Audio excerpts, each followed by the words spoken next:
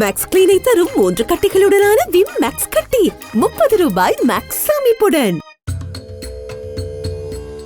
Gold, diamond, antique, குண்டன் நகைகள் மற்றும் gold பாரினை நியாயமான விலையில் நிறைவான தரத்துடன் பெற்றுக்கொள்ள பெம்ப்லியில் கிருஷ்ணிகா ஜுவல்லர்ஸ். தொடர்புகளுக்கு 020 89 00 0194.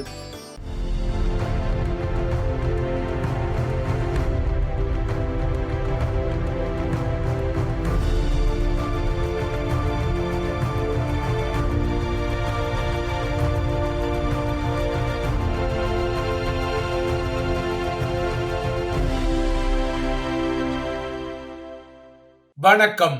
இது ஐபிசி தமிழின் செய்தி வீச்சு. இன்றைய செய்தி வீச்சிலும் இலங்கை மற்றும் உலக நிலவரங்கள் காத்திருக்கின்றன. இலங்கை தீவின் சமகால அரசியல் விடயங்களுக்கு செல்லலாம். இலங்கை தீவை பொறுத்தவரை தொடர்ந்தும் ஸ்ரீலங்காவின் அரசு தலைவர் தேர்தல் களம் மதகளப்படுகின்றது. இந்த தேர்தல் களத்தில் சுயேட்சையாக களமிறங்கியுள்ள தற்போதைய அரசு தலைவர் ரணில் விக்ரமசிங்கவை ஆதரித்துக் கொள்வதா இல்லையா என்ற விடயத்தில் இன்று ராஜபக்சேக்களின் தாமரை மொட்டு பொதுஜன பெரமுனவின் அரசியல் குழு ஒன்று கூடி ஒரு முடிவை எடுக்க உள்ளதாக தெரிகிறது. இன்று இந்த அமர்வு இடம்பெறுவதற்கு முன்னர் நேற்றிரவு ரணில் விக்ரமசிங்கவுடன் பெசில் ராஜபக்ச மற்றும் மஹிந்த ராஜபக்ச ஆகியோர் இரகசியமான பேச்சுக்களை கொழும்பில் நடத்தியதாக தெரிகின்றது. எனினும் இந்த பேச்சுக்களின் போது ரணிலை ஆதரிப்பதான உறுதிமொழியை மஹிந்தவும் பெசிலும் அவருக்கு வழங்கி கொண்டார்களா இல்லையா என்பது இதுவரை தெரிய வரவில்லை. இந்த நிலையில் அரசு தலைவர் தேர்தல் திகதி அறிவிக்கப்பட்டாலும் எதிர்பார்க்கப்பட்டது போலவே ஸ்ரீலங்காவுக்கு ஒரு நிரந்தரமான காவல்துறை மாதிபர் இல்லாத விடயம் ஒரு புதிய அரசியலமைப்பு நெருக்கடியை இலங்கையில் உருவாக்கியுள்ளது. இந்த நெருக்கடியானது ஒரு கட்டத்தில் தேர்தல் திகதியை வேறு வழியின்றி பின்னகர்த்தும் என்ற ஊகங்களும் கிளம்பிய நிலையில் அரசு தலைவர் தேர்தலை செப்டம்பர் 21 பின்னர் இன்னொரு தினத்தில் நடத்துவதற்கு தான் தயாராக இல்லை என குறிப்பிட்ட ரணில் விக்ரமசிங்க, தேர்தல் என்பது மக்களின் இறையாண்மையின் ஒரு அங்கம் என்பதால் அது மீறப்படுவதற்கு இடத்தை வழங்க முடியாது என்ற கருத்தையும் தெரிவிக்கின்றார். ஸ்ரீலங்கா அரசியலமைப்பின் 106வது ஷரத்தின் அடிப்படையில் நாட்டில் ஒரு தேர்தலை நடத்த தேர்தல் ஆணைக்குழுவுக்கு அதிகாரம் இருப்பதாக ரணில் விக்ரமசிங்க சுட்டிக்காட்டிக் கொண்டாலும் ஸ்ரீலங்காவுக்கு ஒரு நிரந்தரமான காவல்துறை மாதிபர் இல்லாத தற்போதைய நிலை தொடர்ந்தும் சிக்கலை எழுப்பத்தான் செய்கிறது. குறிப்பாக உச்சநீதிமன்றம் காவல்துறை மாதிபர் தேசபந்து தென்னக்கோனுக்கு இடைக்கால பொறுப்பு தடை உத்தரவை பிறப்பிப்பதற்கு முன்னர் நாட்டின் சட்ட மாதிபருடன் கலந்தாலோசித்திருக்க வேண்டும் என்ற விசனத்தை வெளியிடும் ரணில் விக்ரமசிங்க இப்போது இந்த விடயத்தில் நாடாளுமன்ற சபாநாயகர், நாட்டின் சட்டமாதிபர், உச்சநீதிமன்றத்தின் தலைமை நீதிபதி ஆகிய 3 முகங்களும் தமக்கிடையில் கூடி கலந்து பேசி துரிதமான ஒரு தீர்வை எட்ட வேண்டும் எனவும் கோரிக்கை விடுத்துள்ளார். தேர்தல் காலத்தில் நாட்டின் சட்டம் ஒழுங்கு மற்றும் பாதுகாப்பு ஸ்ரீலங்கா காவல்துறையை சார்ந்தது என்பதால் அந்த பாதுகாப்புக்கு தேவையான காவல்துறையினரை பணிக்கு அமர்த்துவதற்கு காவல்துறை மாதிபரின் அங்கீகாரம் புறப்பட வேண்டியது அவசியம் எனவும் ரணில் சொல்லிக் கொள்கிறார். அதாவது ஸ்ரீலங்காவின் காவல்துறை மாதிபரை தவிர ஸ்ரீலங்கா காவல்துறை திணைக்களத்தில் உள்ள வேறு எந்த அதிகாரிக்கும் தேர்தல் பணிகளில் காவல்துறையினரை அமர்த்தும் அதிகாரம் இல்லை என்பதால் விரைவில் இந்த விடயத்திற்கு தீர்வு எட்டப்பட வேண்டும் என்பது ரணிலின் நிலைப்பாடு. ஆனால் தேர்தல் திணைக்களமோ வேறு வழியில் ஒரு விடயத்தை சொல்கிறது. தேர்தல் விடயங்களுக்கு பொறுப்பான மூத்த பிரதி காவல்துறை மாதிபரே தேர்தல் பாதுகாப்பு நடவடிக்கைகளை கையாள்வதால் நாட்டில் நிரந்தரமான ஒரு காவல்துறை மாதிபர் இல்லாமல் விட்டாலும் அது தேர்தலை பாதிக்காது என தேர்தல் ஆணையகம் கடந்த வாரம் அறிவித்தது. ஆனால் ரணிலோ காவல்துறை மாதிபரின் அங்கீகாரம் கட்டாயம் தேவை என்கிறார். இப்போது ஸ்ரீலங்காவின் நாடாளுமன்ற சபாநாயகர் இந்த விடயத்தில் சட்ட மாதிபரின் ஆலோசனையை கோரியுள்ளதாக தெரிகிறது. இதற்கிடையே காவல்துறை மாதிபர் இல்லாவிட்டாலும் ஸ்ரீலங்கா அரசியலமைப்பின் அடிப்படையில் தேர்தல் அறிவிக்கப்பட்டவுடன் காவல்துறைக்கு உத்தரவுகளை பிறப்பிக்க தேர்தல் ஆணையகத்திற்கு அதிகாரம் உள்ளதான காரணத்துடன் சில நகர்வுகளும் இடம்பெறுகின்றன. அந்த நகர்வுகளின் அடிப்படையில் ஸ்ரீலங்கா காவல்துறை தலைமையகத்தில் தேர்தலுக்கென ஒரு பிரிவு தற்போது உருவாக்கப்பட்டுள்ளதாக தெரிகிறது. அத்துடன் நாட்டில் உள்ள அனைத்து காவல் நிலையங்களிலும் தேர்தல் செயற்பாட்டு பிரிவுகள் நிறுவப்படும் நகர்வுகளும் இடம்பெறுகின்றன. இவ்வாறான நகர்வுகள் எல்லாம் வந்தாலும் ஸ்ரீலங்காவுக்கு ஒரு நிரந்தரமான காவல்துறை மாதிபர் இல்லாமல் அரசு தலைவர் தேர்தலை நடத்தி கொள்ள முடியுமா முடியாதா என்ற வினாவுக்கு மட்டும் யாரும் இதுவரை துல்லியமான பதிலை வழங்க தயாராக இல்லை.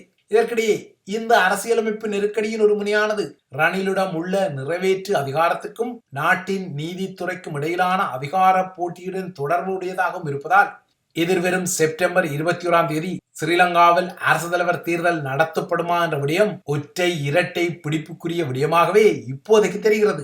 இவை இலங்கையை மையப்படுத்திய விடயங்கள். அடுத்து அனைத்துலக நிலவரங்களை வைத்துக் கொண்டால் இஸ்ரேலிய ஆக்கிரமிப்பில் உள்ள கோலன் குன்று பகுதியில் 12 சிறார்களை பலியெடுத்த உந்துகணை தாக்குதலுக்கு ஹெஸ்புல்லா பெரும் விலையை செலுத்தும் என இஸ்ரேல் சூளுரைத்துள்ளதால் லெபனான் உட்பட்ட மத்திய கிழக்கு பிராந்தியம் மீண்டும் கடுமையான போர் முகத்துக்குள் தள்ளப்பட்டுள்ளது. இதனால் இன்று லெபனான் தலைநகர் பெய்ரூட்டுக்கான விமான சேவைகளை பல நாடுகள் மீளெடுத்துள்ளன.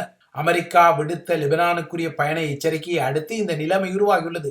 கடந்த சனியன்று கோலன் குன்று பகுதியில் பலியான 12 சிறார்களும் யூத சிறார்கள் அல்ல, மாறாக ட்ரூஸ் அரேபிய குடும்பத்தை சார்ந்த சிறார்கள். எனினும் இந்த தாக்குதல்களுக்கு ஹெஸ்புல்லாவை பழிவாங்க போவதாக இஸ்ரேல் சூளுரைத்துள்ளது. ட்ரூஸ் அரேபியர்கள் பொதுவாகவே சிரியா, லெபனான் மற்றும் இஸ்ரேலில் வாழும் சமூகமாகும். இவர்களின் மொத்த குடிப்பெரம்பல் சுமார் 10 லட்சமாகும். அதில் 20,000க்கும் மேற்பட்டவர்கள் கோலன் குன்று பகுதியில் வாழ்கின்றார்கள். இவர்களில் பெரும்பாலானோர் சிரியர்களாக இருக்கும் நிலையில் 1967 இஸ்ரேல் இந்த பகுதியை கைப்பற்றிய பின்னர் அங்கு வாழும் ட்ரூஸ் அரேபியர்கள் தமக்குரிய இஸ்ரேலிய குடியுரிமையை நிராகரித்தே வந்துள்ளார்கள்.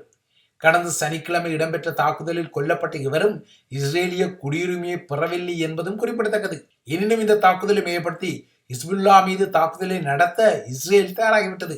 நேற்று பகல் மற்றும் இரவு வேளைகளில் இஸ்ரேலிய போர் விமானங்கள் லெபனான் எல்லைக்குள் நீண்ட தூரம் பறந்து சென்று ஹிஸ்புல்லாவின் இலக்குகள் மீது வான்வழி தாக்குதல்களை நடத்தியுள்ளன. கடந்த சனியன்று கோலன் குன்றுகளை தாக்கியதை ஹிஸ்புல்லா அமைப்பு ஒப்புக்கொண்டாலும் சிறார்கள் கொல்லப்பட்ட தாக்குதலுக்கான பொறுப்பை அது நிராகரித்துள்ளது. இந்த நிலையில் லெபனானை இலக்காக கொண்டு எந்த ஒரு புதிய போர் நடவடிக்கைகளையும் இஸ்ரேல் மேற்கொள்ளக் கூடாது என்ற ஒரு எச்சரிக்கையை ஈரான் விடுத்துள்ளது. அடுத்து வெனிசுலா தேர்தல் முடிவுகளை நோக்கிக் கொண்டால் வெனிசுலாவில் மீண்டும் அமெரிக்காவுக்கு பிடிக்காத நிக்கோலஸ் மதுரோ அரசு தலைவராக தெரிவு செய்யப்பட்டுள்ளார். நேற்று இடம்பெற்ற தேர்தலில் அளிக்கப்பட்ட வாக்குகளில் 80% வாக்குகள் எண்ணப்பட்ட நிலையில் நிக்கோலஸ் மதுரோ 51%க்கும் அதிகமான வாக்குகளை பெற்று வெற்றி பெற்றுள்ளார்.